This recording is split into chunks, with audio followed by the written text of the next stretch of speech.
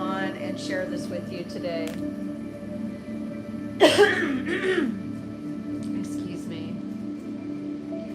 So I wanted to come on and share with you all how to have love, companionship, and trust in any relationship.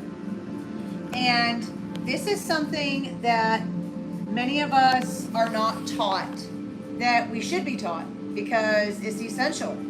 It's essential to our lives. Not many of us grow to yearn to be alone all the time.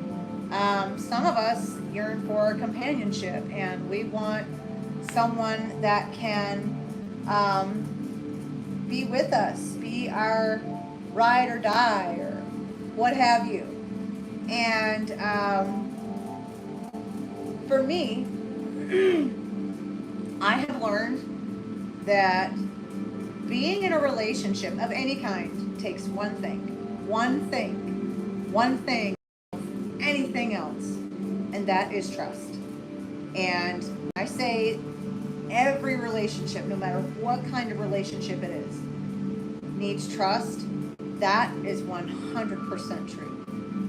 I have found that trust alone is all you need to build a good relationship of any kind with anyone. Now, there's a problem with that because not everybody wants to be honest.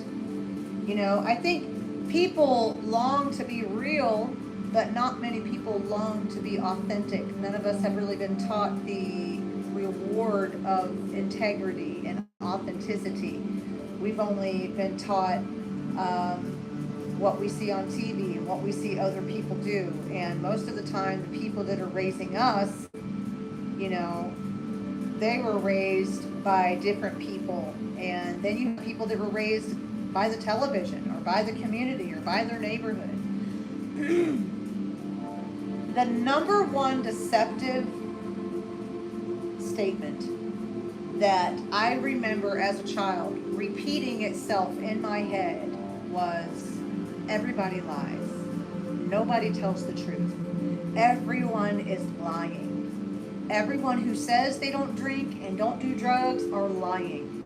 They do something. Like, that was the lie that I allowed myself to believe for so long. And I finally, I grew to find out that actually, no, that's not true. There are people who do tell the truth all the time.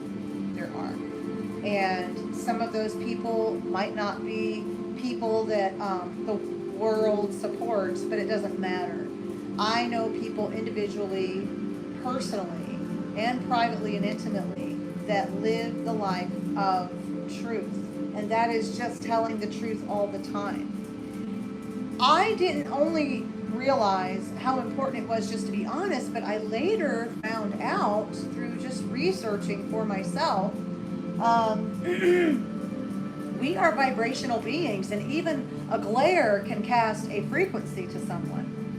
And I learned that truth operates on the same frequency. So, some of us that have these parents that go to church now that they're older, they hear, what is it? The devil, he can do anything. He can do this, he can do that. Well, common sense tells me that the Bible that says, the enemy can do this, that, and the third, common sense tells me that the Bible also says he is a liar and the father of lies, meaning he only carries one frequency. Low, dark, negative, evil, vibrational frequencies. God, Jesus, the Holy Spirit, angels, things like that are of a high vibrational frequency. And it's a celestial frequency. Truth is a celestial frequency. When we speak lies and we're covering up stuff that we're doing and we're not being truthful, we're not being honest, we're being deceptive, it carries a frequency. I'll use this as an example. I was around someone who I've known for a while. after I'd been sober for a few years. And,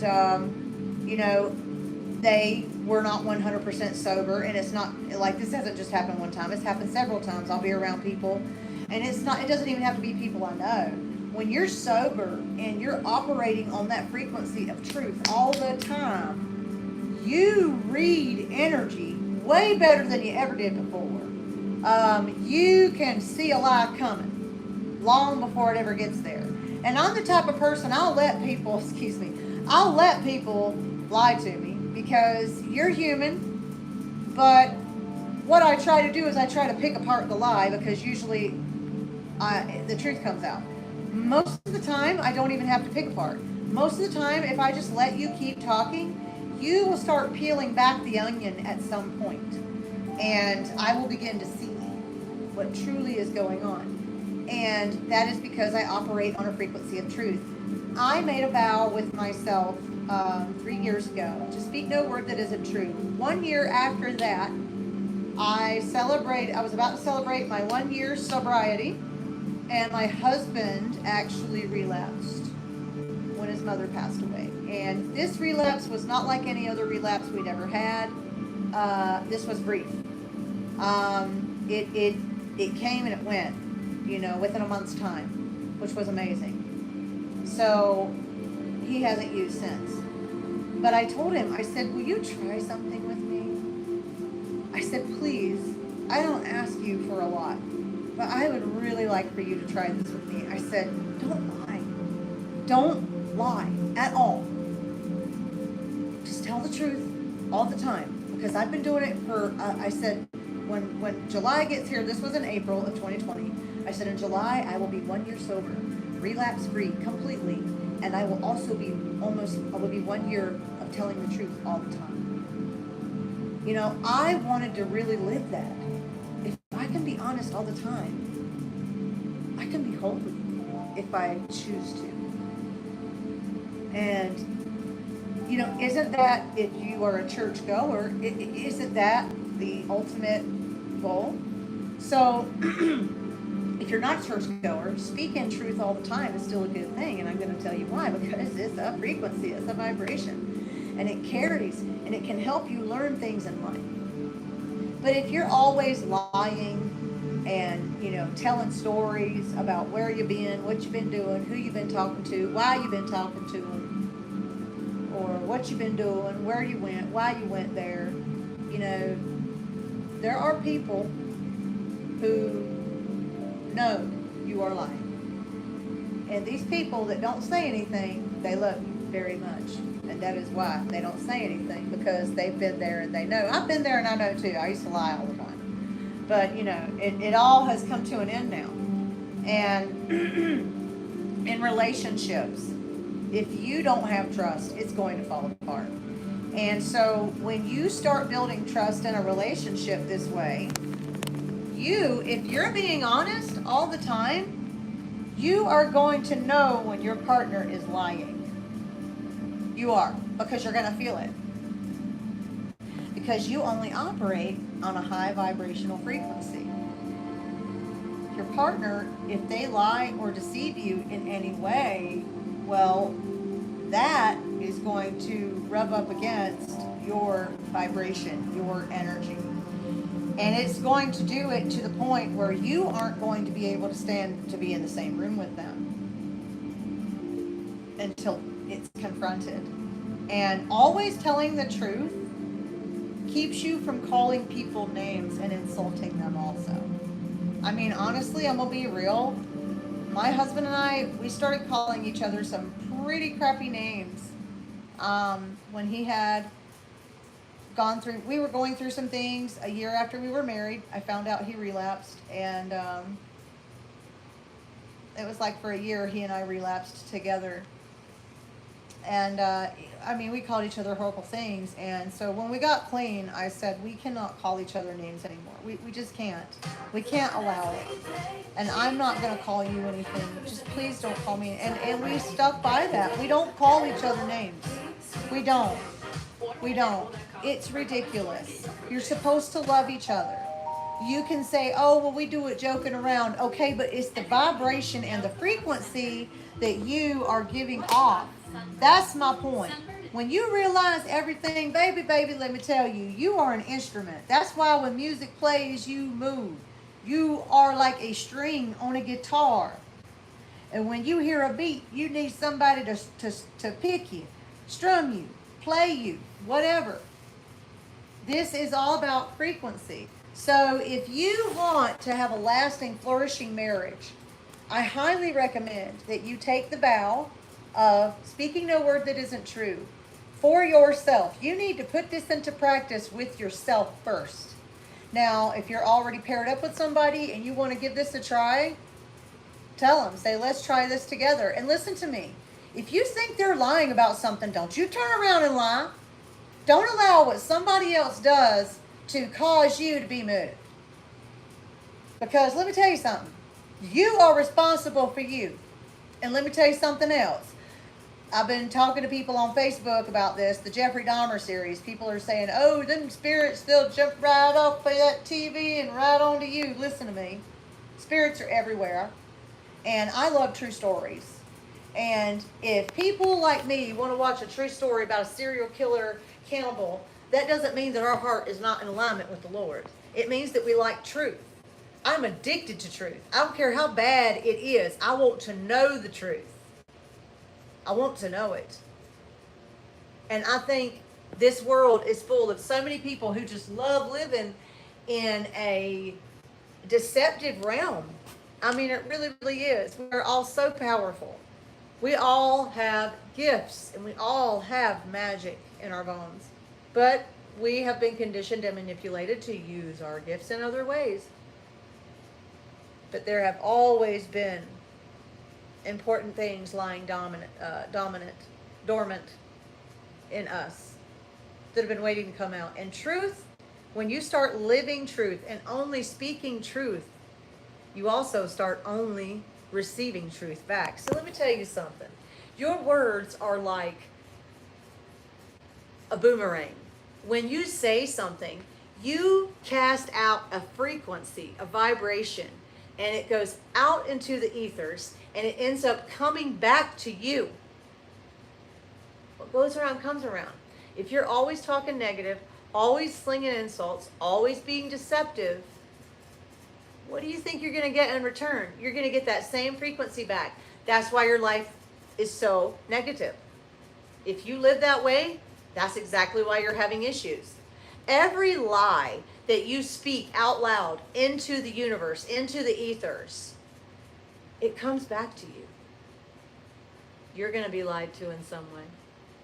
Someone's going to lie to you, or you're going to be deceived. It's like if you take money from someone, or take anything from someone, someone's going to take something from you. Believe it. Believe it. Karma is very real. It's the order of the universe. This is why it is so important to obey physical law. If you can't obey physical law, then how can you be expected to understand and obey spiritual law?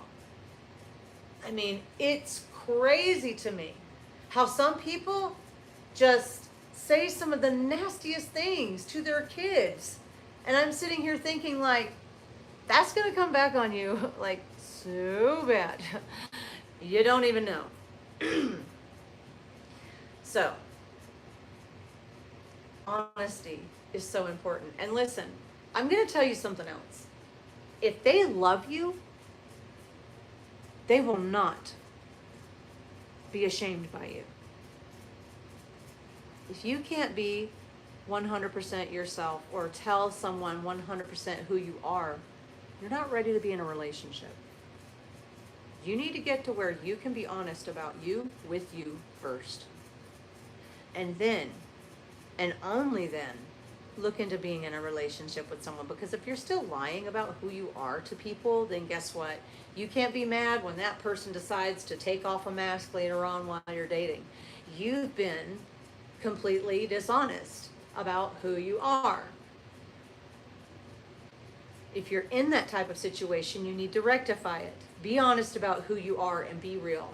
It's like I tell the people I sponsor in recovery all the time. You aren't going to get sober and stay sober until you are completely honest about all of your addictions and all that you've done. And if you're not ready to be honest to someone and confess these things, and you don't even have to confess them to a person, you can confess them to whomever, higher power. Confess them to that then, over and over and over and over again, until you are comfortable with being honest with your other, with your significant other, your companion. Okay? Because if that person and you are meant to be together, that person is going to stick around no matter what you tell them. I promise. True soulmates want to know the worst of you, because then, and only then, can they truly appreciate you when you are at your very best. I met my husband when I was a heroin addict. I was on the run. I was absconding probation. And I met him with a friend of mine. He had came out from Texas to see a friend of his in Myrtle Beach, and his friend had gotten like a $250,000 settlement from his parents' death, or inheritance, not a settlement. So we were partying like rock stars, and Doug and I got very, very close, and he quit using because he wanted to help me get sober. And anyway, I ended up going to prison, and I mean, a lot happened between then, but I ended up going to prison, and he ended up holding me down the whole 9 months I was in there. I was supposed to be gone for a year and a half, and a year and a half, and then I would get to come home. I only did 9 months, and when I got out, I knew I wanted to marry this man. I wanted to be a good wife to him. He had taken such good care of me when he didn't have to, and so we got married, and everything was perfect. I remember thinking to myself, I can't love this man any more than I love him right now. And God showed me, yeah, you can. So my husband ended up relapsing 1 year after we were married, and on Christmas Day, I was caught up in my influencing. I used to sell makeup, and I was caught up in that, and I wasn't paying attention to my husband when he needed me. And I found out on Christmas Day that he was talking to other women on the internet, and I was really upset about it. I mean, I was really hurt, and then we just kept having arguments, and I was suspecting that something else was going on, but I couldn't figure it out. And then one morning I woke up like at 3 a.m. I couldn't sleep. I wasn't asleep. 3 a.m., 4 a.m. Something tells me to go look on his phone. So I did, because he was crashed out. And he had been talking to some girl named Hannah, I think. And you could tell it was like off of a website or something, because everything seemed kind of generated. I found out 2 hours after that my father passed away. He lost his battle to esophageal cancer.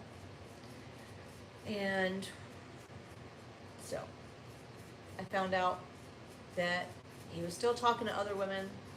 I found out that he had relapsed on methamphetamine, and then 2 hours later I found out that my dad had died. So I was having a rough year in 2018. And we were going to counseling.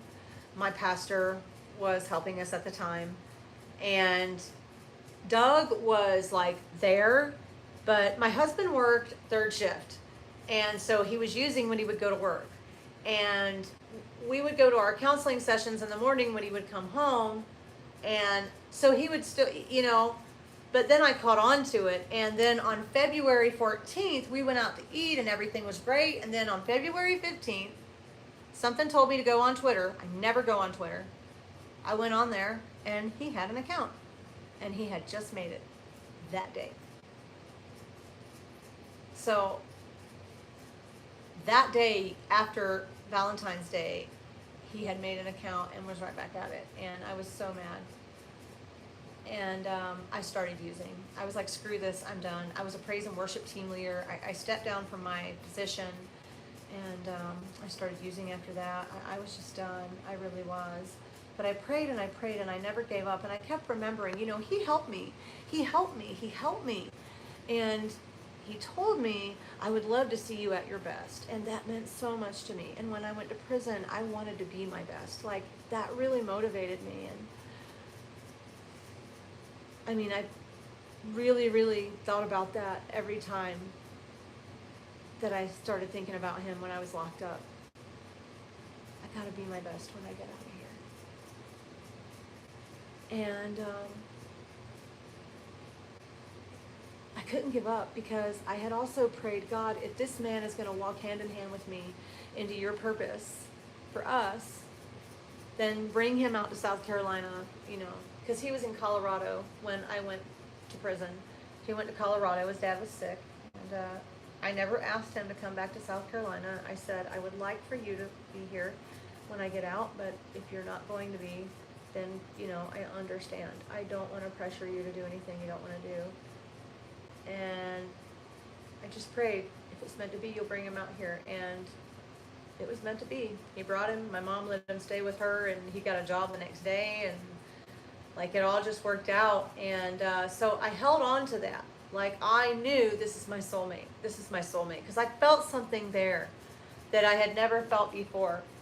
And I mean, he was everything I wanted. I made a list when I was like 16 of all the qualities I wanted in my soulmate. And Doug meets every single one. Even being from California. That was something. I wanted him to be from California. Yeah. I wanted him to have tattoos. I wanted him to have a dangerous past. Like, just, you know, I was weird like that, and very naive. But he meets every quality. So I do believe that God answered my prayer there. I do believe that the Lord allowed that to manifest. And when we came out to Arizona, we moved. And when we moved, we did not use the whole drive to Arizona. We got clean for that trip. And unfortunately, a couple of weeks after being here, my husband, the people he was working for, they were using on the job, and started all over again. But not for long. I got clean July 23rd of 2019. And he followed shortly after that. I am very proud of my husband.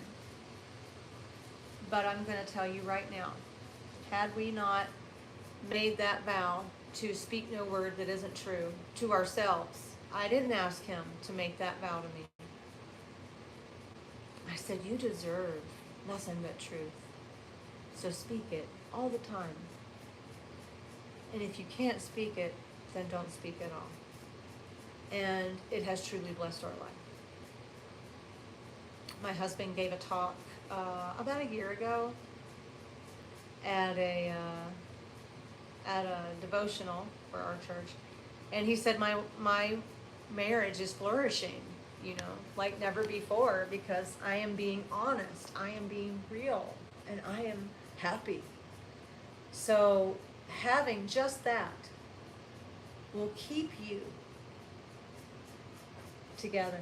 And let me tell you what else. Some people will say, well, no, it won't, because you'll be telling them the truth all the time. Well, what's so bad about that? Who can't handle the truth? I mean, if you're going to be with someone who isn't going to call you names and isn't going to lie to you, shouldn't you thicken your skin a little bit and say, okay, so, you know, what problems, you know, could arise? You know, what problems could arise? What does it matter? If they're always honest with you, shouldn't you always be able to work on it? If it's putting your life in harm's way, if it's putting your mental health in harm's way, get out by all means. But truth is what magnifies the love in a relationship. And now that I have seen him at his darkest moment, I love him more and more and more and more each day. and that love just continues to grow. I was not aware that love in a marriage could continue to grow. We hear so often about marriages failing because the light goes out, the flame goes away, people don't keep things interesting. And it's like, no, people don't keep things honest. They don't keep things honest and real. That is the problem.